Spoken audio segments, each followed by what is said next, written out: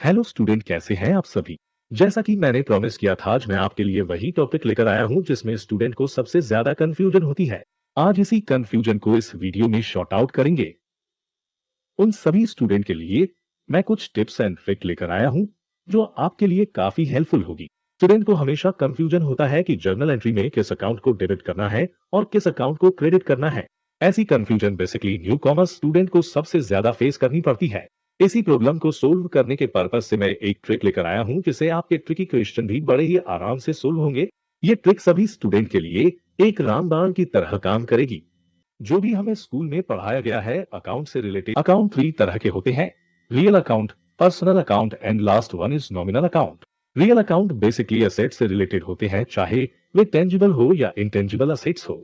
और personal account person से related होते हैं या फिर पार्टी से रिलेटेड होते हैं।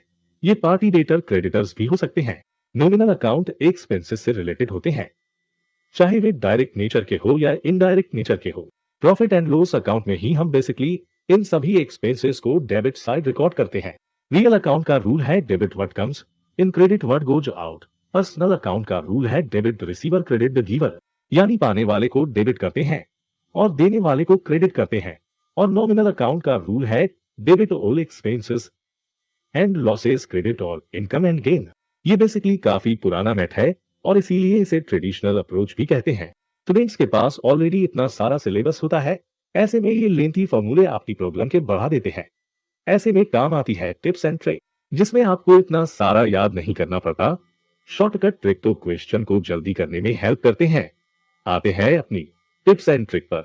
इस ट्रिक के अकॉर्डिंग हमने बिजनेस की सभी ट्रांजैक्शन को 2 कैटेगरी में डिवाइड कर दिया है। पहली कैटेगरी है LIC के नाम से और सेकंड कैटेगरी में आते हैं E&A। चलिए अब इनका मीनिंग समझ लेते हैं। ए का मतलब यहाँ पर लायबिलिटी से है, आई का मतलब इनकम से और सी का मतलब कैपिटल से है, and E for expenses and F for asset. LIC वाली कैटेगरी में अगर इंक्रीज होता है क्रेडिट करते हैं, अगर डिक्रीज होता है तो हम डेबिट करते हैं।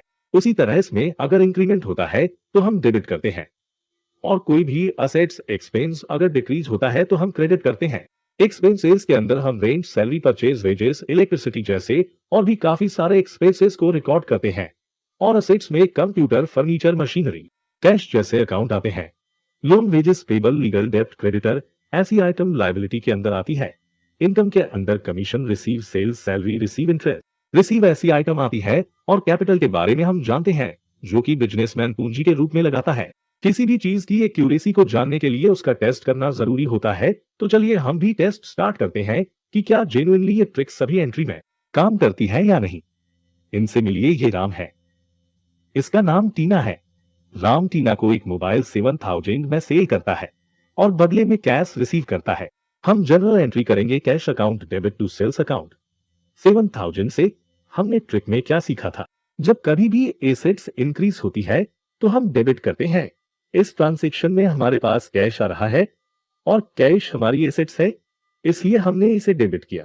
और सेल इनकम है, और जब कभी भी इनकम इंक्रीज होती है हम हमेशा क्रेडिट करते हैं। टीना अपनी बुक्स ऑफ अकाउंट में क्या एंट्री करेगी वह भी समझ लेते हैं। टीना के लिए ये एक परचेज है, तो टीना जनरल एंट्री करेगी purchase account debit to cash account. Purchase हमारे लिए एक्सपेंस है, एक्सपेंस इंक्रीज हो रहे हो तो हम डेबिट करेंगे। और कैश पेमेंट से कैश जा रहा है यानी एसेट्स डिक्रीज हो रहे हैं, इसलिए हम क्रेडिट करेंगे। इसी ट्रिक को थोड़ा और डिटेल में समझ लेते हैं। इनसे मिलिए, यह है निकिता। यह अपने लिए एक स्कूटी खरीदना चाहती है, इसलिए उन्होंने एक सप्लायर को फोन किया और स्कूटी 75,000 रुपए में परचेस की। अभी निकिता एक स्टूडेंट है तो इनके पास पेमेंट करने के लिए पैसे नहीं है, इसलिए इन्होंने स्कूटी को क्रेडिट में परचेस किया है। इसकी पेमेंट ये नेक्स्ट मंथ करेंगी। अब निकिता अपनी बुक्स ऑफ अकाउंट में क्या एंट्री करेंगी देख लेते हैं। इस सप्लायर हमने क्रेडिट में परचेस किया है, तो ये सप्लायर हमारे लिए क्रेडिटर बन जाएगा। हमारी जनरल एंट्री होगी purchase account debit to creditor.